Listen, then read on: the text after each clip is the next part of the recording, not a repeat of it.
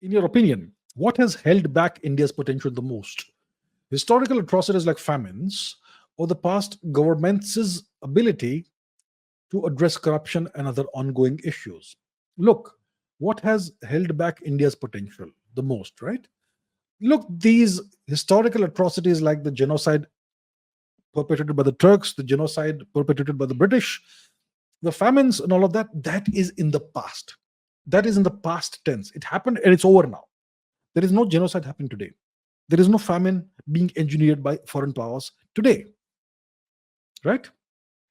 And if we look at 1947 onwards, then no such thing was happening. So then what has held back India's potential the most? First of all, Nehruvian socialism. India in 1947 was far ahead than most Asian economies. China was in a shambles, civil war in China. Japan was on its knees, or even further down. They had been nuked.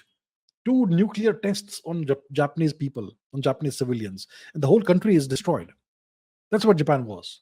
South Korea was Korea at the time was an extremely poor country, and the Korean War was going to happen, 50s.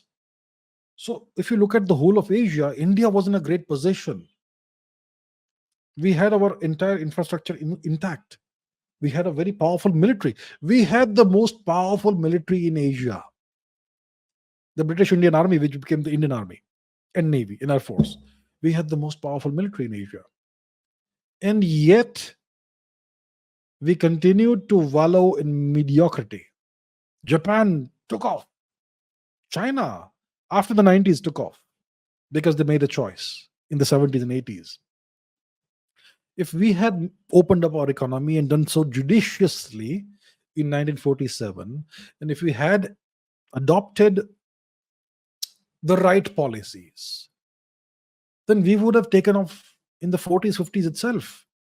And then it would have been impossible for China to surpass India or catch up with India. So, what held back India's potential was the policies of the post 1947 governments of India.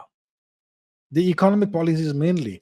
And of course, the system that was created by the British and continued by the Indian governments post 1947.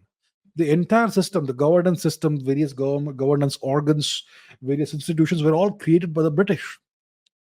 And they were created by the British to help them rule over India and extract everything of value out of India and keep the common man, woman, and child of India under the heavy boot of the governance machinery. That's what the British created these institutions for. And the institutions were never really reformed. And they still continue in the same way, essentially, to rule over India and to rule over Indians. So the masters have changed, but the system has remained the same. And it operates in the same way as it used to operate before 47. And there's allegedly a tremendous amount of corruption at various levels in the governance machinery, allegedly. I'm sure everybody has experiences allegedly. So that's what has held back India. Imagine there's no corruption in India today, or 90% of the corruption is dealt with. India will take off. India will take off. Imagine how much inertia there is in India because of these issues. Imagine how much of the money of the common man, woman, and child of India is being wasted on in giving bribes. How much time is being wasted fighting the system.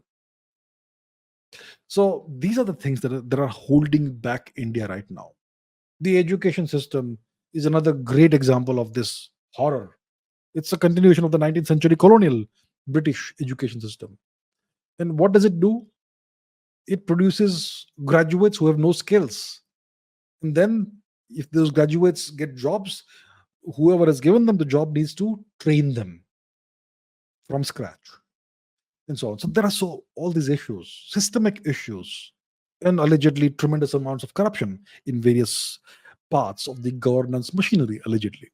These are the things that are holding back India's potential even today and have done so since 1947.